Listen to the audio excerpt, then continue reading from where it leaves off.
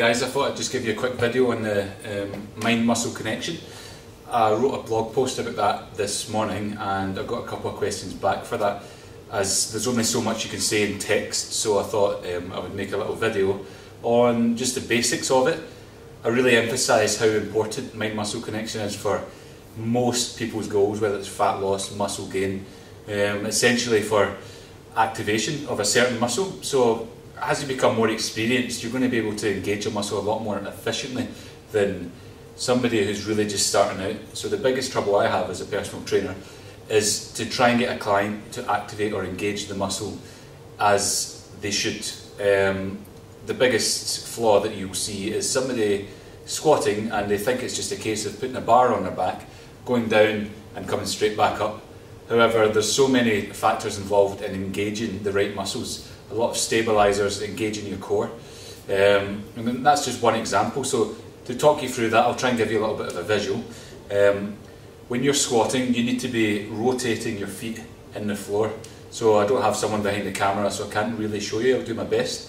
You're going to be corkscrewing your feet in the floor and creating tension in your legs, so that when you're going down, your knees aren't caving in, and you're essentially keeping most of the loads through your legs rather than on your joints. And if you want to grow a muscle, you've got to feel it working rather than just going down and up. So most people, when you squat, if they don't do it right, it will just be a case of just falling forward, round in their back.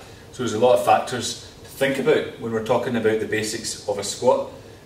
You want to have the bar, and I personally like to bring my hands in nice and close, nice and tight, and really grip that as hard as you can, because your lats are a massive stabiliser of your core. They cover most of your back, and if they're engaged, then your core is going to be a lot stronger and a lot straighter.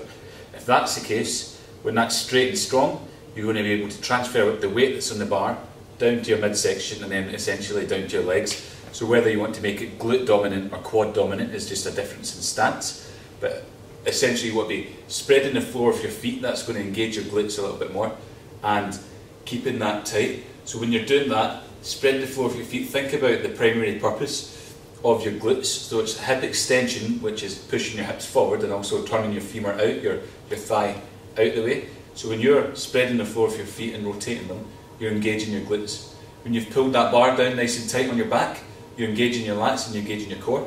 So that makes everything strong. When you're coming down, you can physically just activate those muscles a lot more efficiently. And I'll just give you another couple of examples just to emphasise and show you the difference of a couple of exercises. So the bench press is a prime example. I was helping somebody out in the gym earlier on, and he couldn't get any chest development. He said, what am I doing wrong? So I helped him out. He was really just coming down really fast and going up really fast, and I said, do you feel that in your chest? And he says, not really.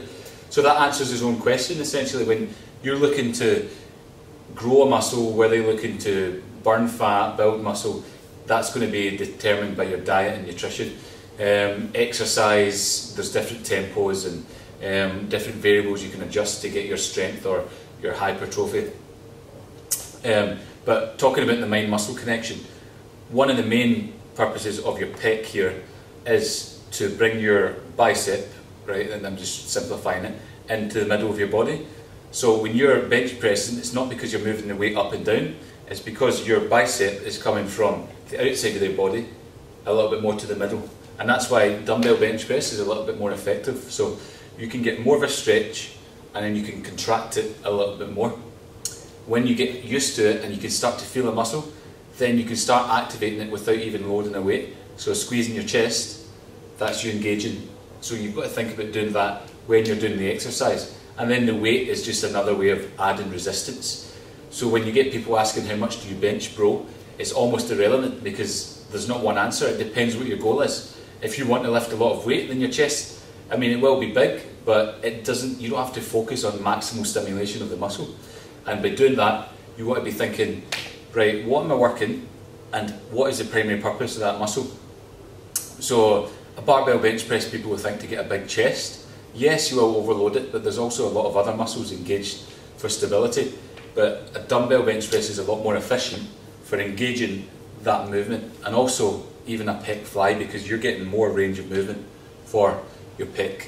So the mind-muscle connection is really just focusing on what you're trying to work, thinking about what it does, the primary mover or the primary motion of that, and then engaging that and actually thinking about that movement. And believe it or not, you can just think it, as silly as it sounds, it really makes a big difference.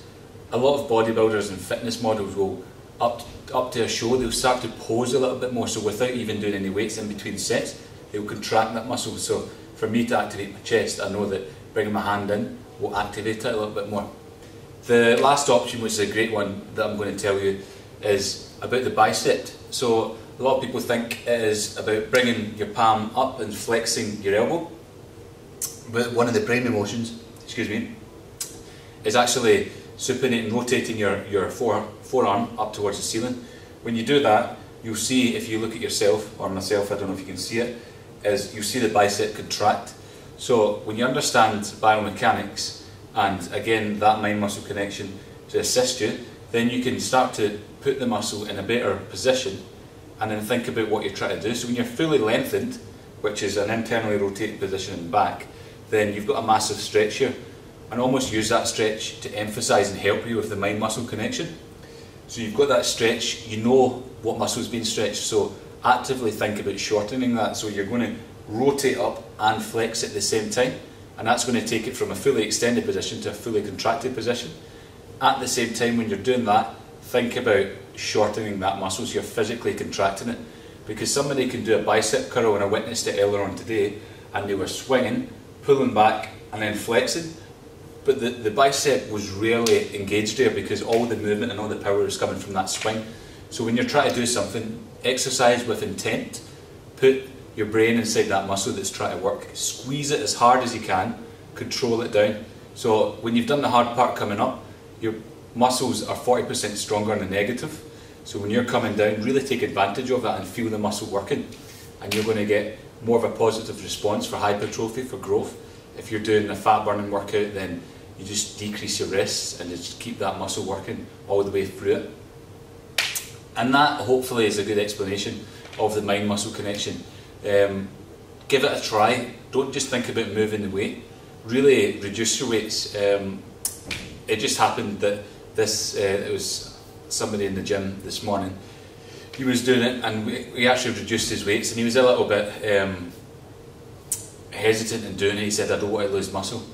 I said, "Well, has what you've been doing working for you? Has it been working for you?" And he said, "No." So I said, let's reduce it. So straight away he reduced the weight. I gave him a little bit of technique, and he felt it straight away because I told him to engage that muscle and think about the intent of what he's trying to do, and he instantly felt it. So please try it out if you haven't really thought about it, but I would definitely say that if you're really struggling, you've been lifting for years and you just don't have that optimal development that you're looking for, you don't think your muscles as big as they should be or as defined as they should be, spend a good few weeks and just stepping your training back, because if you're training for years, what's a few weeks of just relearning that movement and resetting your foundations? So take the time, come down, feel everything work, feel the muscle stretch and then contract it. And sometimes even if it's easier for yourself, just shut your eyes and then again think about the muscle you try to work, and it should help you.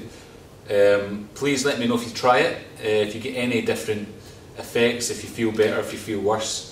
If you've got any other questions, then just ask me on my Facebook or my Twitter, or even just in the comment box below. Thank you, and hopefully I'll roll out a few more of these videos, as I say all the time. But that's it for now. Thanks guys.